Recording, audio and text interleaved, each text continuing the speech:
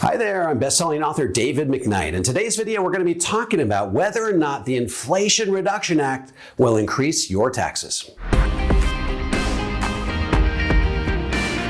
The Senate is poised to vote on the Joe Manchin, Chuck Schumer-sponsored Inflation Reduction Act of 2022. And the question on everybody's mind is, will this legislation raise your taxes? For starters, let's lay down a little background. If you recall, Joe Biden attempted to pass his Build Back Better plan last year, which was very explicit about its goal in raising taxes on any single person making more than $400,000 and any married couples making more than $450,000.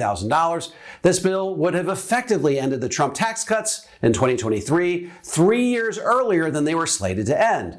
At that time, I also commented that this would likely have extended the Trump tax cuts for those in the middle income tax brackets for another 8 years through 2031, which would have been a huge boon for those trying to get to the 0% tax bracket in retirement. Remember, the longer you can stretch your asset shifting plan out, the more likely you will stay in a low marginal tax bracket over time. Well, two people stood in the way of that bill's passage: Senator Kyrsten Sinema from Arizona and Senator Joe Manchin out of West Virginia. Although there were a number of climate and other initiatives as part of the package that those two senators favored, it was the tax increases on the wealthy that prevented them from ultimately signing off on the legislation.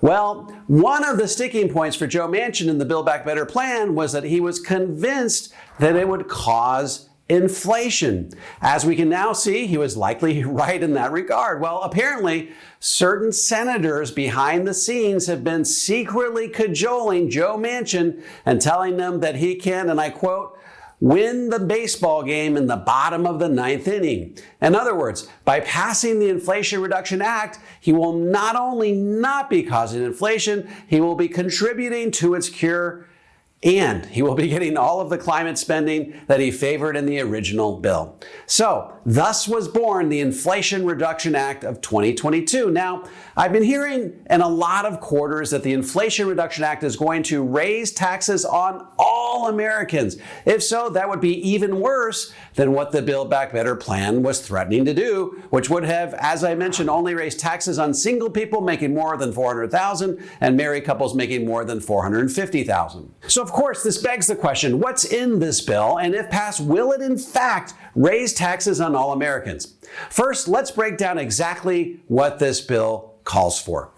The overall cost of the act is a whopping $700 billion. That includes $9 billion for promoting electrical appliances and energy-efficient retrofits, tax credits to have homes run on clean energy and for the purchase of clean vehicles, production tax credits to manufacture solar panels and wind turbines, and a $10 billion tax credit to build clean technology manufacturing facilities that make electric vehicles as well as those wind turbines and solar panels, grants to retool auto manufacturing plants to manufacture clean vehicles, and up to $20 billion in loans to build clean vehicle manufacturing facilities, $30 billion in targeted grants and loan programs to get states and utilities to shift towards clean electricity, and tax credits and grants for clean fuels and clean commercial vehicles. $20 billion to support climate-smart agricultural practices, and it would extend the Obamacare COVID-19 for 3 more years beyond its current termination date, which is the end of this year or 2022.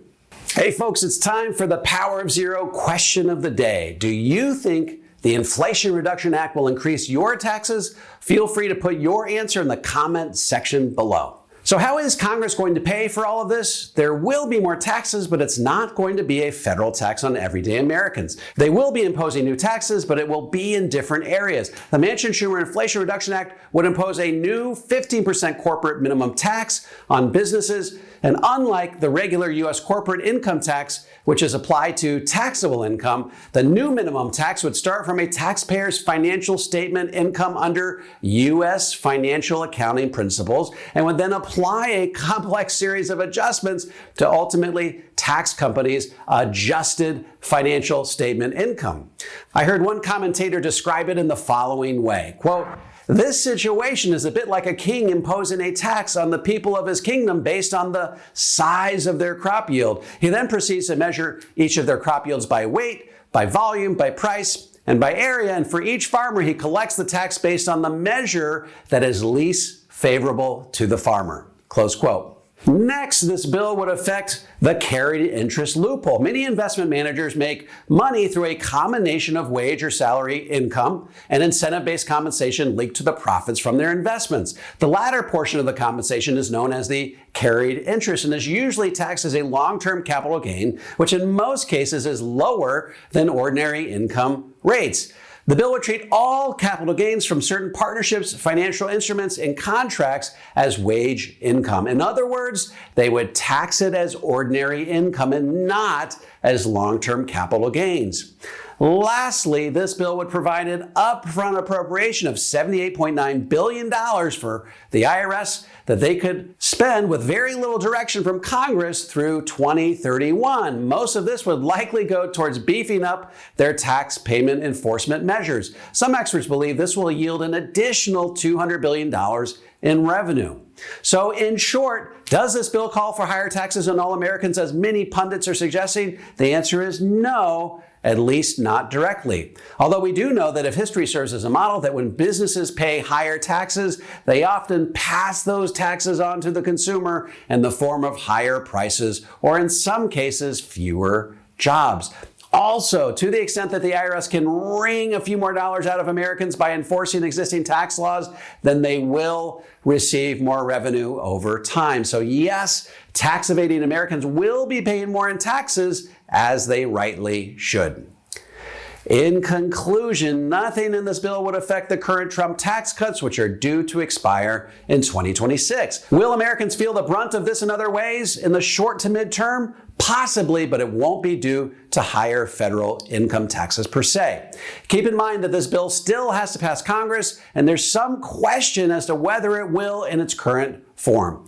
And while Joe Manchin is a sponsor of this bill and fully supports it, Kyrsten Sinema historically has shot down any attempts to raise taxes either on businesses or individuals. So while we know the contents of this current bill, we won't know its final form until it passes both the House and the Senate and is signed into law by President Biden. If you need some help creating a retirement plan that shields you from higher taxes and inflation, then head over to davidmcknight.com and opt in for a complimentary strategy session. I'm happy to give you a hand.